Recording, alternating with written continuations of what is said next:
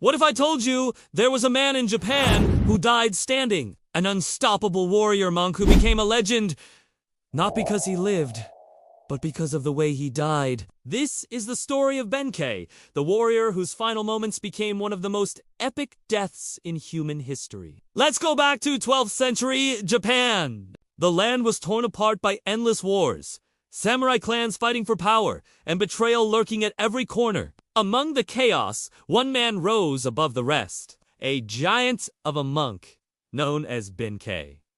He was not just tall and strong, he was a force of nature. Armed with his naginata, a long-bladed pole weapon, he would face anyone who dared challenge him. But his story is not about his victories. It is about his final stand, a moment so unbelievable that even his enemies trembled. Benkei's origins are shrouded in mystery. Some say he was born in a temple. Others whisper that he was the child of a demon and a woman. What everyone agrees on, though, is that he was not like ordinary men. By the age of 17, he was already over 6 feet tall, towering above others at a time when most men were much shorter. He wore black robes, shaved his head, and lived as a monk, but not a peaceful one.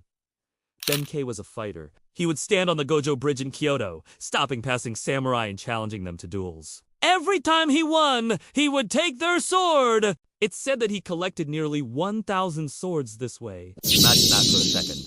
A lone monk, waiting on a bridge, defeating warrior after warrior, until he had a mountain of blades as trophies. That's the kind of man Benkei was. But everything changed when Benkei met his match. One night, on the bridge, he encountered a small, graceful warrior named Mina. At first glance, Yoshitsune didn't look like much compared to the giant Benkei. But when they fought, Benkei was defeated completely. Instead of killing him, Yoshitsune spared his life. In that moment, Benkei made a vow. From that day forward, he would serve Yoshitsune with absolute loyalty. Not just as a warrior, but as a protector, a friend, and a brother in arms. Together, they became legendary. They fought battles, won victories, and wrote their names into history.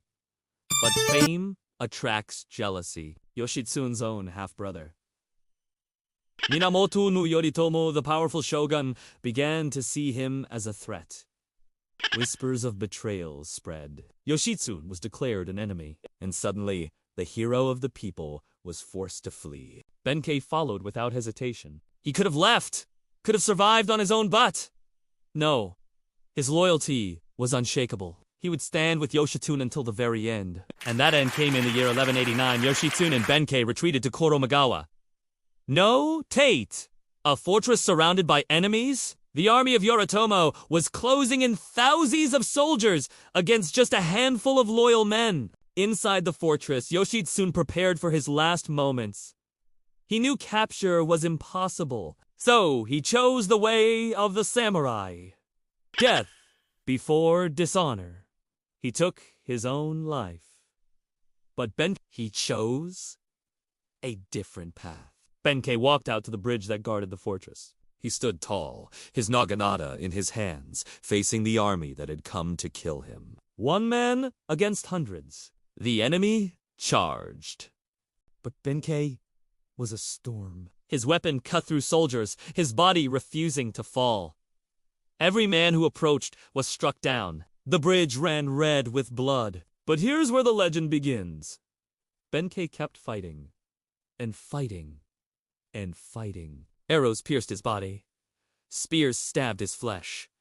But still, he stood. The soldiers began to hesitate. Fear spread through their ranks. How could this man still be alive? And then, when they finally dared to approach, they realized the truth. Benkei was already dead. He had died on his feet, his body locked in place, refusing to fall.